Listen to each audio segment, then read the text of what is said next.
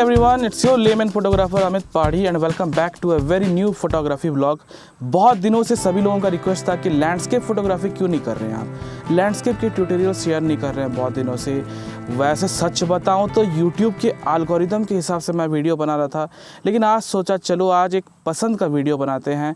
और जो मुझे फ्रिक्वेंटली इंस्टाग्राम पे मुझे DM करते रहते हैं कि कुछ लॉन्ग एक्सपोज़र के बारे में वीडियोस बनाइए, तो वैसे मैं लॉन्ग एक्सपोज़र का वीडियो तो एक बना चुका हूँ, ऊपर लिंक दे रहा हूँ, आप जाके देख सकते हैं। उसमें मैंने एसेंशियल टिप्स के बारे में शेयर किया था, लेकिन मेरे बर्ड फोटोग्राफी में जैसे मैंने टिप्स शेयर किया था उसके बाद मिस्टेक्स को शेयर किया, तो आज की वीडियो में मैं वैसे ही 5 मिस्टेक शेयर करूंगा जो कि आपको अवॉइड करना है during taking a long exposure photograph. So without wasting any much time, let's get started.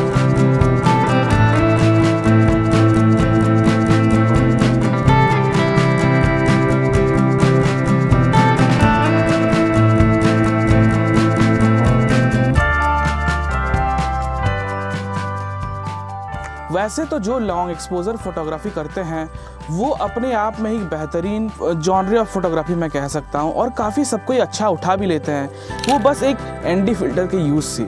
लेकिन मैं जो आज मिस्टेक शेयर करने वाला हूं, चाहे आप जितने भी अच्छे लैंडस्केप या लॉन्ग एक्सपोजर फोटोग्राफ़र हैं, ये आपके लॉन्ग एक्सपोजर फोटोग्राफी को थोड़ा और ऊपर बढ़ा देगा। और जो वो थोड़े बीच में जो लगते हैं कि यार ये थोड़ा फ़ोटो और अच्छा होना चाहिए था, वो आपको ज़रूर अचीव करने में हेल्प करेगा। तो पहले पॉइंट पे आते हैं, जो कि पहला मिस्टेक मैं कहूँगा वो है रिगार्डिंग द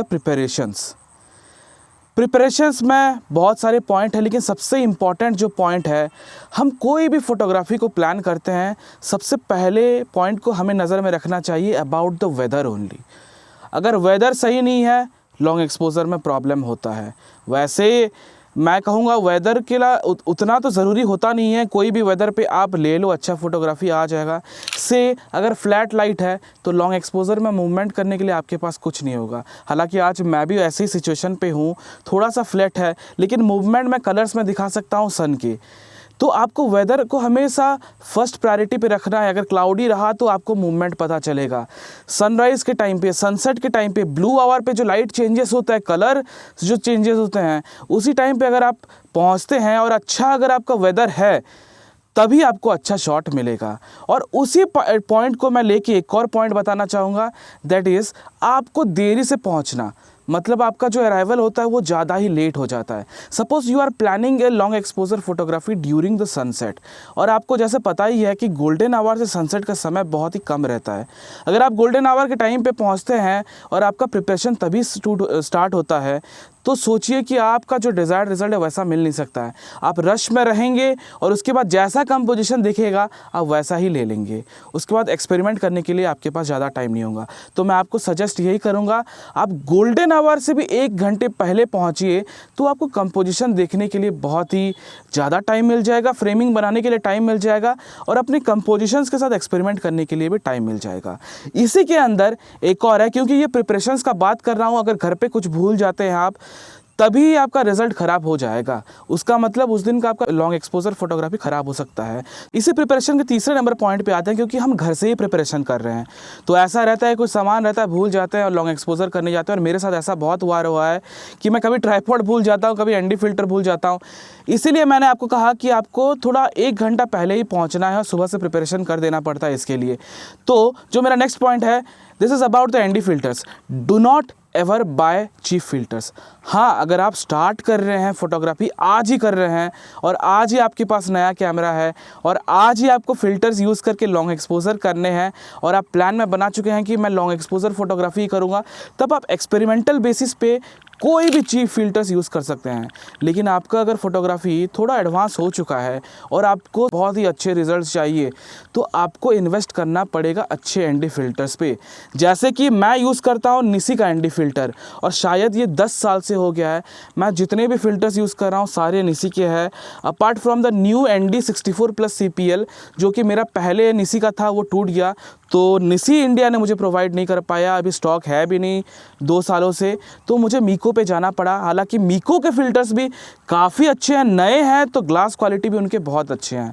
तो मैं आपको यही रेकमेंड करूँगा, चाहे आप एक फ़िल्टर यूज़ करें, एक CPL और एक ND10, लेकिन दोनों ही अच्छे कंपनी के करें। अब कंपनी के बारे में बताऊँ तो हायदा भी अच्छा बनाता है, H&Y भी अच्छा बनाता है, निसी भी अच्छा बनाता है, ली फ़िल्टर्स भी अच्छा बनाता है, हाईटेक भी अच्छा बनाता है।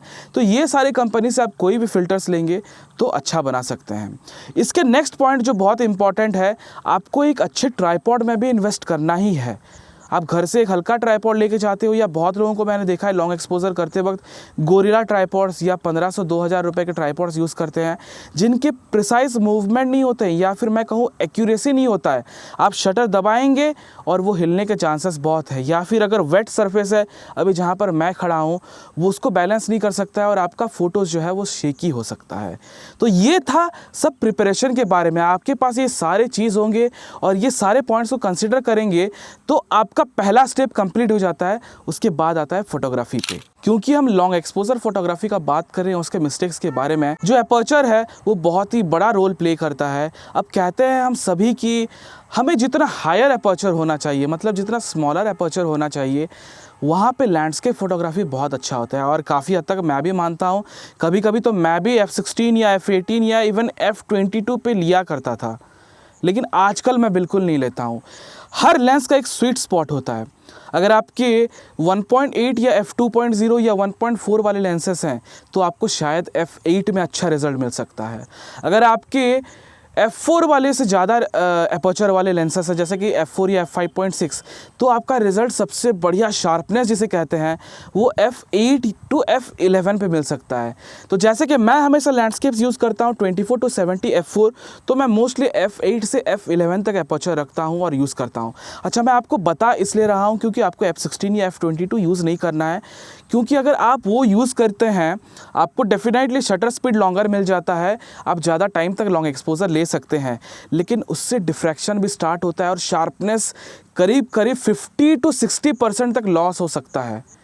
तो फिर आपके जितने भी एक्सपेंसिव लेंसेस हो या एक्सपेंसिव कैमरा हो, ये डिफ्रैक्शन का कोई भी तोड़ नहीं है, सिवाय एक कि आपको एपर्चर थोड़ा कम करना पड़ेगा। इसलिए मेरा रिकमेंडेशन यही रहेगा, आपको सबसे हाईएस्ट एपर्चर पे नहीं जाके F8 या F11 जैसे एपर्चर पे रख के आपको शॉट लेना है।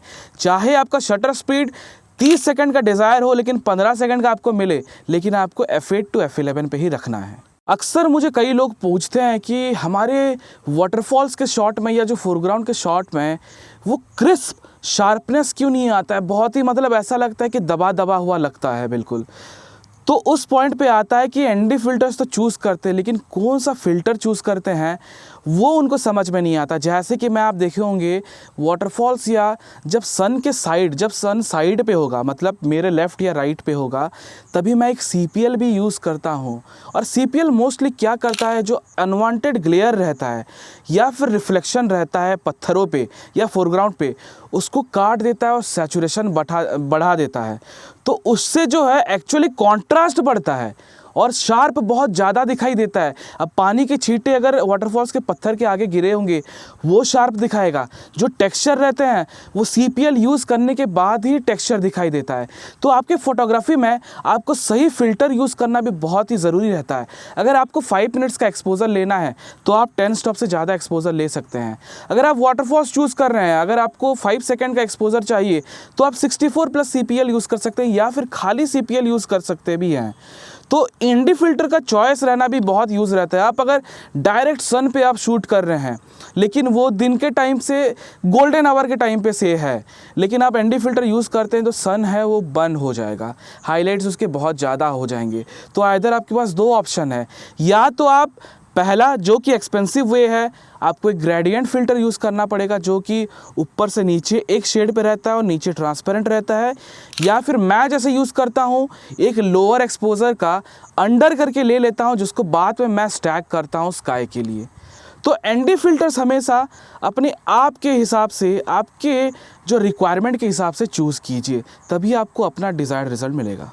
कई बार ऐसा होता है कि हम शटर स्पीड को भी मिसअंडरस्टैंड करते हैं, क्योंकि हम सोचते हैं कि हमें लॉन्ग एक्सपोजर के लिए हमेशा 5 मिनट से ज़्यादा ही शॉट लेना है या 60 सेकेंड से ज़्यादा लेना है। वैसे 1 सेकेंड के ऊपर जितने भी एक्सपोज़र जाएंगे सारे लॉन्ग एक्सपोज़र ही कहा जाता है। लेकिन किसी किसी सिचुएशन में आपको बहुत ज़्यादा शटर स्पीड भी लेना पड़ता है, किसी किसी सिचुएशन पे आपको बहुत कम शटर स्पीड में हो जाएगा। अब आप ओवरकास्ट डे में ले रहे हैं या फिर एक क्लाउडी डे पे ले रहे हैं, कॉटन क्लाउड्स है और हवा बहुत तेज़ है, कॉटन क्लाउड्स के मूवमेंट भी बहुत अच्छी तरीके से हैं, तभी आपको 30 सेकेंड्स या 15 सेकेंड्स में भी एक अच्छा लॉन्ग एक्सपोजर शॉट मिल जाएगा। लेकिन वहाँ एक जगह पे स्टिल है, पानी बिल्कुल भी मूवमेंट नहीं है, चाहे आप 1 मिनट का भी ले लेंगे और उसके बाद आप 1 सेकंड का भी शॉट लेंगे, दोनों में डिफरेंस आपको ज़्यादा पता नहीं चलेगा। तो आपको हमेशा जो क्लाइमेट है और जो सीन है, जो लैंडस्केप्स है, जो विंड है, उसके हिसाब से आप शटर स्पीड आपको चूज़ करना पड़ेगा। तो मैं हमेशा आपको यही कहूँगा, पहले लोकेशन पे जाइए, उसके वेदर को देखिए, उसके क्लाइमेट को देखिए, लाइटिंग का पोजीशन देखिए, उसके बाद ही शटर स्पीड चूज़ कीजिए। जैसे मैं वाटरफॉल्स पे 2 से 5 सेकंड के अंदर लेना पसंद करता हूँ, कोई लोग 60 सेकंड्स तक भी लेते हैं, लेकिन मैं जिस वाटरफॉल्स पे जाता हूँ उसका फ्लो बहुत स्पीड रहता है, तो 5 सेकंड पे मुझे रेजर शार्प वाले वो मिल्की इफेक्ट मिल जाते हैं। तो ये अपना अपना चॉइस पे रहता है कौन सा शटर स्पीड यूज़ करना है, लेकिन मेरे हिसाब से मैं कहूँगा आपको लैंडस्केप्स और क्लाइमेट वेदर को देख के ही लेना पड़ता है हमेशा। एक और बहुत ही इम्पॉर्टेंट पॉइंट है, जो बिगिनर्स या मैं कहूँ अमेचर्स हैं, वो जब लॉन्ग एक्सपोजर फोटोग्राफी करते हैं तो हमेशा कैलकुलेशन को भूल जाते हैं और एक रैंडम शटर स्पीड पे ले लेते हैं और एक्सपेरिमेंट करके फ़ोटो तो मिल जाता है, लेकिन इससे क्या होता है, टाइम वेस्ट होता है और कभी कभी हम कुछ इम्पॉर्टेंट मोमेंट मिस कर जाते हैं। तो हमेशा मैं आपको यही बताऊंगा कि आप जो एनडी फ़िल्टर है, इसके स्टॉप्स के हिसाब से आप मैनुअली कैलकुलेशन करना सीख जाइए, क्योंकि जो एनडी फ़िल्टर के ऐप्स भी रहते हैं वो कभी कभी धोखा दे देते हैं और एक फ़ाइनल शॉट के चक्कर में आपका कभी ओवर एक्सपोजर हो जाता है या फिर कभी अंडर एक्सपोजर हो जाता है और जो मोमेंट को आप लेना चाहते हैं वो कभी कभी मिस हो जाता है। तो मैं ऊपर आपको लिंक दे रहा हूँ, एक वीडियो बनाया था जहाँ पर मैंने आपको कंप्लीट कैलकुलेशन के ऊपर बताया है। सी अगर आपका एनडी फ़िल्टर 3 स्टॉप्स का है और अगर आप shutter speed 1/50 of A second रखे हैं, अगर एनडी फ़िल्टर 3 स्टॉप लाइट करता है तो 50 से 1 स्टॉप 1/25 होगा, 1/25 से 1 स्टॉप 1/12 सेकेंड होगा, 1/12 से एक और स्टॉप 1/6 सेकेंड होगा। तो ये कैलकुलेशन के ऊपर मैंने इस वीडियो पे ऊपर वाले जो लिंक पे दिया, ये वीडियो पे कैलकुलेशन को पूरा बता रखा है।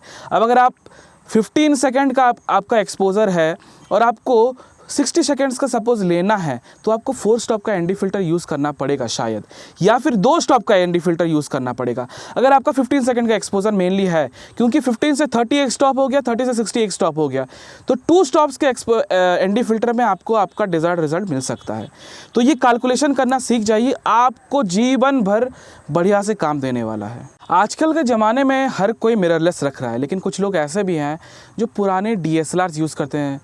कंसिडरिंग माई सेल्फ, मैं भी कभी कभी निकॉन D810 यूज़ कर देता हूँ, क्योंकि that is one of my favourite camera और वो मेरे साथ बहुत सालों से है और मैं लैंडस्केप्स और वेडिंग्स दोनों उसी से करता हूँ।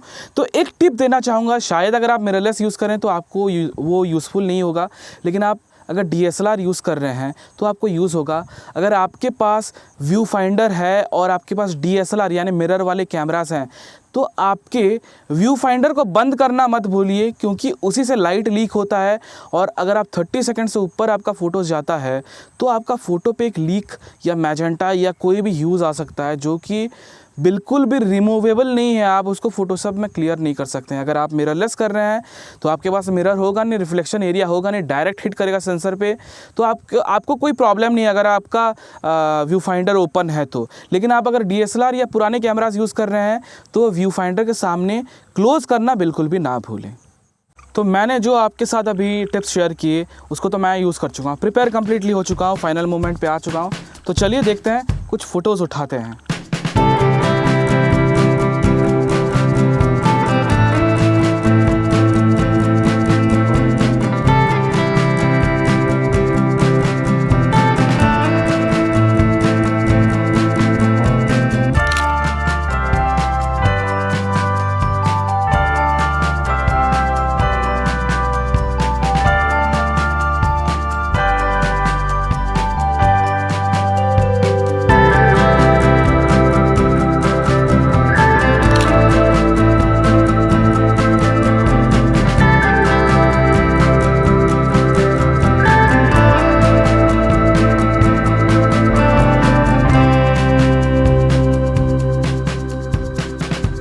This vlog on the 5 mistakes to be avoided in long exposure photography आपको बहुत हेल्प किए होंगे। हालांकि जो मैंने पॉइंट्स बताए कुछ रिलेटेड है प्रीवियस वीडियो से भी, लेकिन ये मिस्टेक्स को अगर आप अवॉइड करते हैं तो आपको बहुत ही शानदार एक लॉन्ग एक्सपोजर फोटोग्राफी मिलने वाला है। हालांकि लोकेशन बहुत ही इंपॉर्टेंट रहता है। आप मेरे पास लोकेशन था नहीं, लेकिन मुझे व्लॉग बनाना था, एक वीडियो बनाना था, तो शायद ये आपको लोकेशन पसंद नहीं आया होगा। और वैसे भी अभी ठंडी का महीना ख़त्म हुआ है तो थोड़े थोड़े श्रब्स दिखाई दे रहे हैं, पानी के अंदर ट्रीज़ दिखाई दे रहे हैं, शायद वो डिस्ट्रैक्टिंग कर सकते हैं। लेकिन 1 महीने बाद जब ये क्लियर हो जाएगा और पानी के साथ बोट खाली प्लेन रहेगा, जैसे कि अभी मैं आपको फ़ोटो दिखा रहा हूँ, अगर उस तरह का रिज़ल्ट मिल जाएगा तभी बहुत ही अच्छा लगता है। वैसे मैंने बताया ना आपको लॉन्ग एक्सपोजर का एक परफेक्ट क्लाइमेट, एक कंडीशन भी रहता है, जैसे कि प्रिपरेशन में बताया तो इसी के बारे में ही बात कर रहा था।